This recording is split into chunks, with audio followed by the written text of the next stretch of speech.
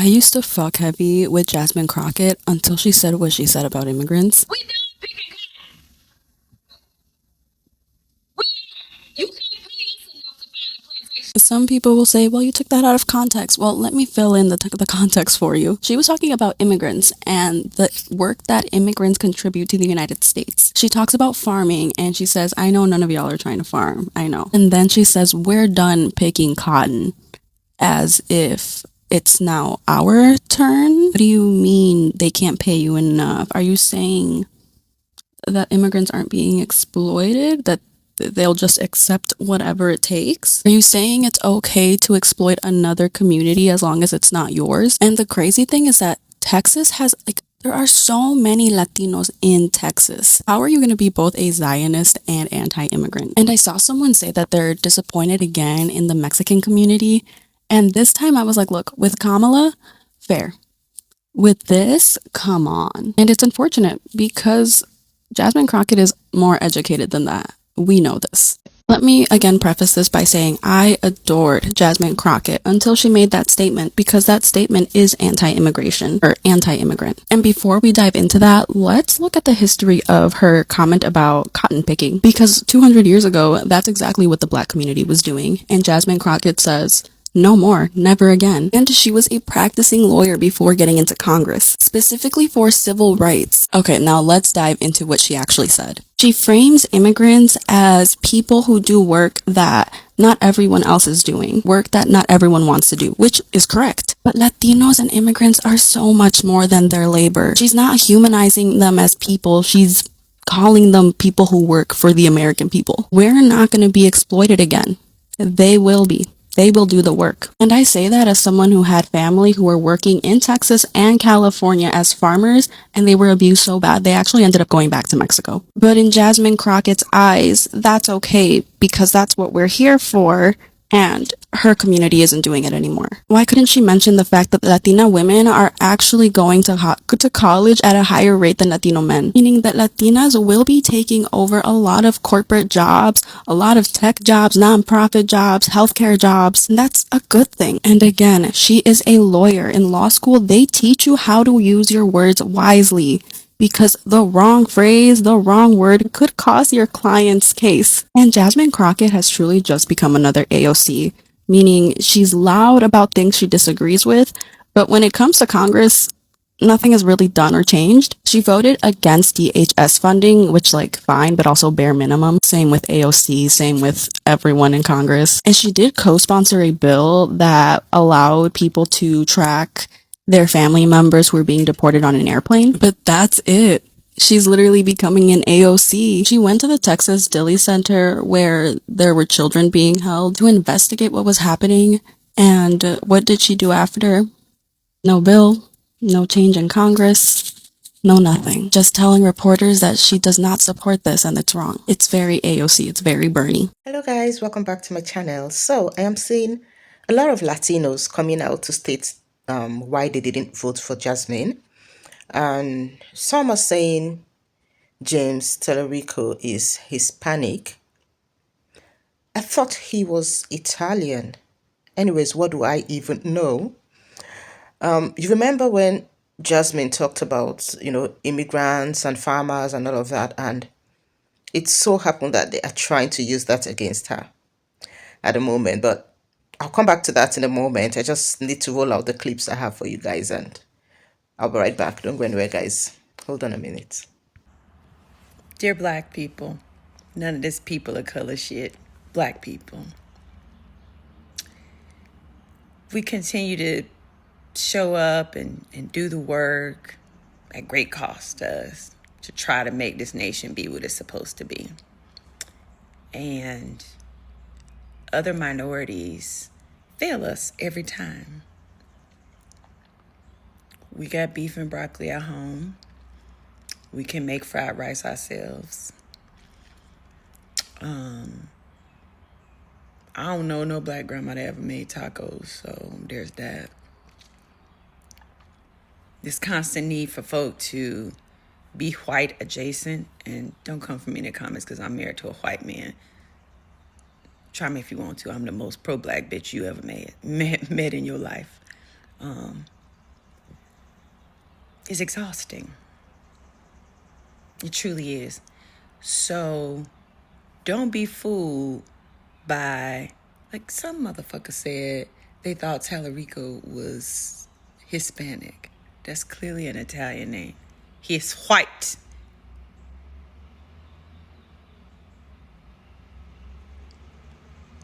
Anyway, it's whatever we can do to not have a black woman be in any meaningful, powerful. Black people, y'all did the work. We see it in the polls. Y'all did it. I'm proud of y'all. But you know what? It's time for us to do the following.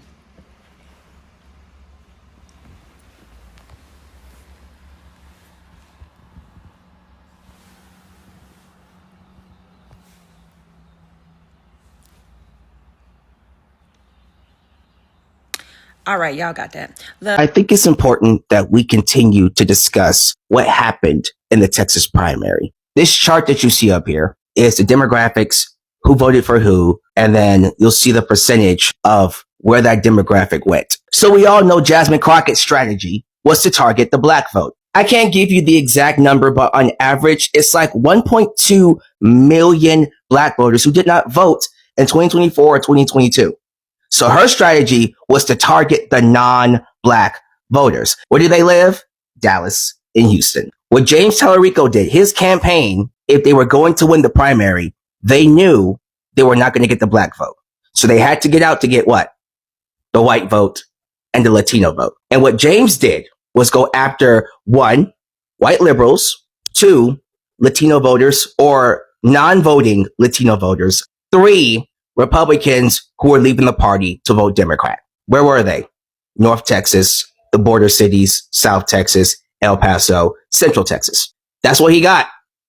And he excelled in that. Of the 5 big cities, he got El Paso, Austin, Texas, San Antonio. He did a great job. He had a robust infrastructure, 30,000 volunteers. He raised $24 million. Here's the issue. Look at that number. Look at what Jasmine got. She got 93% of the black vote. He got 6%.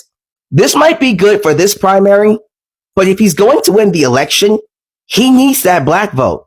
And 6% of the black vote is not going to cut it. So if you see a lot of black creators coming up here saying James Tallarico has to earn their vote, yeah, he does. Look at that. Because since we've been able to vote, Democrats, they never really had to truly work for the black vote until now. After seeing Jasmine Crockett lose, after seeing Kamala Harris lose, Stacey Abrams, seeing black women get mistreated up to and during elections from all sides of the aisle, left and right, black voters have had enough. Now they're saying, earn our vote. And so now James Tallarico has to do just that. Can he do it? We'll see. He has 8 months. He has 8 months to turn this around. If this stays the way it is, by the time we get to November, he's not beating John Cornyn or Ken Paxton. He needs that black vote. A lot of black voters are hurting right now. And so James Tallarico has to find a way to give them space. And then he has to tell them what he is going to do for them. What he is going to do as a senator to make their lives easier, to better their lives. That's his job. That's not my job. That's his job. Let's see if he can do it. Give me your thoughts down below. You're not crazy. When you hear people say there's a literacy crisis, this is what they mean. No. What do you mean? Jasmine's not going to Congress for Texas? Oh, Crockett. A girl can only dream. Listen, Jasmine, what was that one quote that you said? Let me think. Oh, yeah. We done picking cotton. You can't pay us enough to go find a plantation. Yeah, you remember that. I remember that.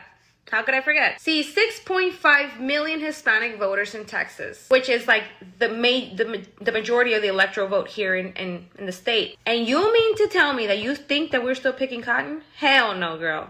Hell no. That's why you lost.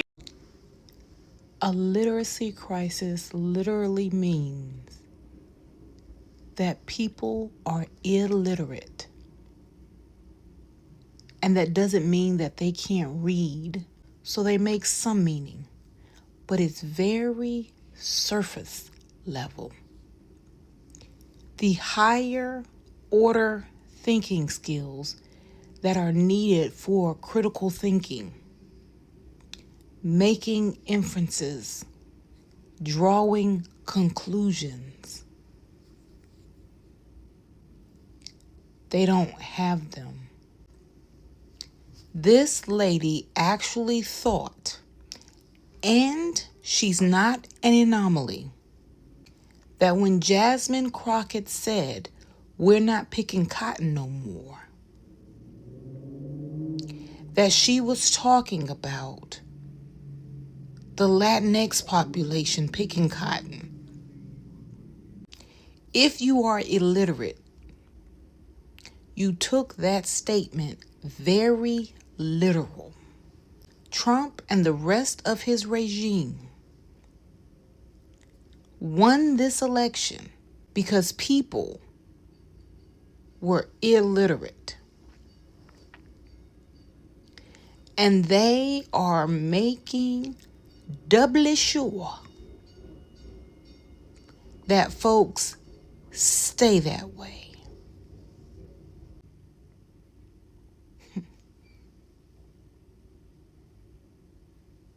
We're not picking cotton no more. Making inferences, which means you would need to be familiar and knowledgeable of that reference and what she actually meant. She absolutely knows folks ain't picking cotton that way. The statement meant that we won't be your slaves anymore too. You know what? Never mind. Never mind. There is a literacy crisis and a push to make sure people stay illiterate.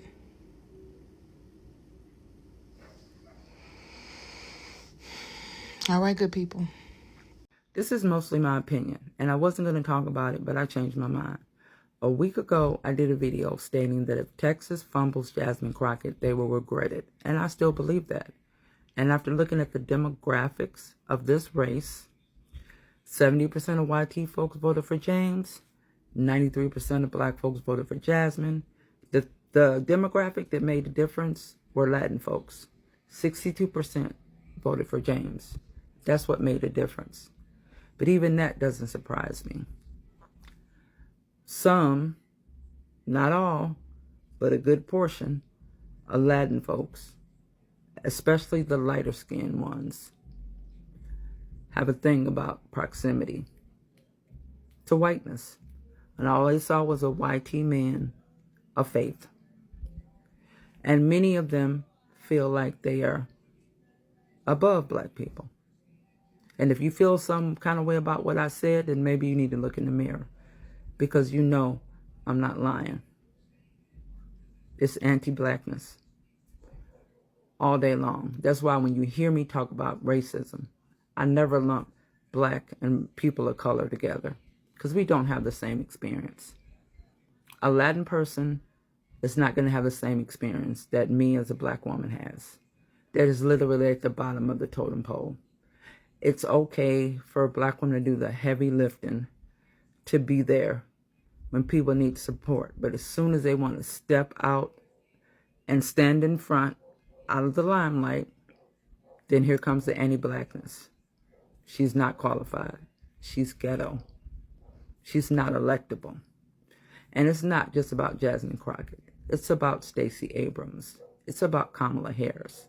Black women have to be 10 times better than everybody else to excel in this country. And we are tired. Our folks are running around talking about black women are being sore losers. No, we are tired and we are fed up. And we're tired of feeling like we're not being heard. And by the way, it was in poor taste for whoever is running James's campaign to send text messages asking for money the day after the election. Very poor taste. You haven't allowed folks to process the information. You haven't allowed them to grieve, because once again, an educated, qualified black woman wasn't good enough, because she was villainized, talked down to, and made to feel like she wasn't good enough. From MAGA, from leftists, she got them on both sides, just like Kamala did, just like Stacey Abrams did. And black women are tired. We're tired of toting the water and bringing it to you. And when it's time to drink, we don't get to have any. We're tired and we're fed up. We're fed up. So whatever black women decide to do in Texas or not do, I support them 100% because I understand. Okay, wait a minute. I'm a little late to the party, but now everybody knows how to protest vote. Now everybody wants to protest vote, and they're telling James Tallarico that he has to earn their vote because he beat Jasmine Crockett. Am I seeing these comments and hearing this correctly? Because I can swear to this very day, from the presidential election to this very day, people have been berated, demeaned, harassed, and some more stuff because they made it very clear from the outset that candidates were going to have to earn their vote. And we're very specific, by the way, on the ways in which those candidates were to earn their vote. Until this day, y'all find that problematic, that people wanted to push a presidential candidate to be against genocide and sending our tax dollars overseas versus giving that to the American people. And what's even more disturbing is the amount of people saying that they're not going to vote for the Senate race. Are y'all okay?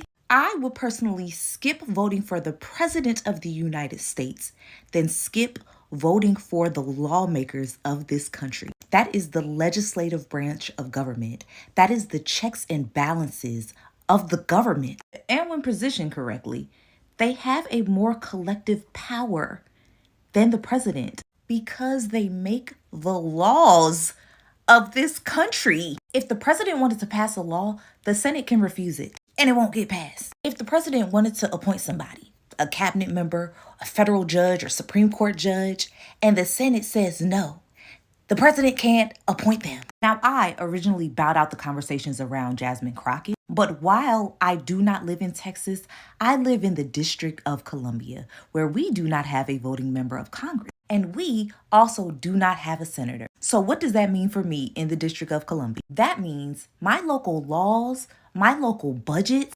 everything that my city council has to present and then put on the mayor's office has to go to y'all senators to vote on. And sorry, not sorry, but my people who are Democrats, why are you all allergic to facts, data, and political pundits who are telling you when your candidates have run a bad campaign? Are you all that unwilling to learn from those mistakes? To be honest, I don't give a damn about the duopoly, red or blue. But when y'all talk about earning your vote, the job of the Senate is legislation. And James Tallarico has passed 16 bills into law. Y'all want him to come out on stage to dreams and nightmares? Like, I'm being facetious. The people who voted for him in the largest numbers were Hispanic and Latino voters, and that's totally fine. Love that for y'all. Here's the thing. Nobody's shocked that Jasmine didn't win the Democratic primary in Texas. Like, nobody's shocked. Disappointed, but not shocked. But here's the thing. Since the Latino voters came out in mass numbers, that mean that y'all can handle everything on the campaign. Y'all want y'all boy to be in there. All black folks got to do now is show up in November, and black folks been doing that anyways. Black folks been showing up in massive and record-breaking numbers anyways when they come out to the midterm and the overall general elections. So all we got to do is show up. But now all that campaigning, boots on the ground, the same shit that Jasmine has been doing for the past 6 years, ever since 2020, that's on y'all boy now. So I hope Hispanic and Latino voters are ready to get boots on the ground and do what need to be done to get the Republicans who are on the fence and the Independents who are on the fence to come on over to the Democratic side in November and vote Democrat in November. That just means that y'all took the pressure off of black folks, and thank God y'all did for once. I hope my girl Jasmine go on the best vacation and put her feet in some sand and get her a nice little mimosa. Nobody is voting against their own interests like white women and Hispanic people as a whole. Jasmine Crockett lost her Senate race largely because the Hispanic community in Texas rallied behind James Tallarico, even though she was extremely vocal about her opposition towards ICE. I just want to state quickly that her saying, "we done picking cotton," has nothing to do with Latinos, in my opinion. I think she was referring to the black community, and people are just taking it out of context. I believe that people are just looking for an excuse to discredit her. Because, in all sincerity, she said, "We done picking cotton." How does that relate to Latinos? Anyways, I'm just wondering though, how can you be suffering, being deported in large numbers, and still joke around with your votes? Because, as usual, you would never vote a black woman into power. You know, it happened with Kamala Harris. It's happening now again. And I'm wondering, would we ever learn? I'm not surprised though, sincerely. Latinos have been anti-black for ages. I've always known that. So I am not surprised. Guys, I'm going to draw the curtains here. Let's hear your views on this subject matter in the comments. I'd like to read your comments. I'd like to hear what you have to say. Please drop your comments down below. And until next time, have an amazing day, guys. Cheers.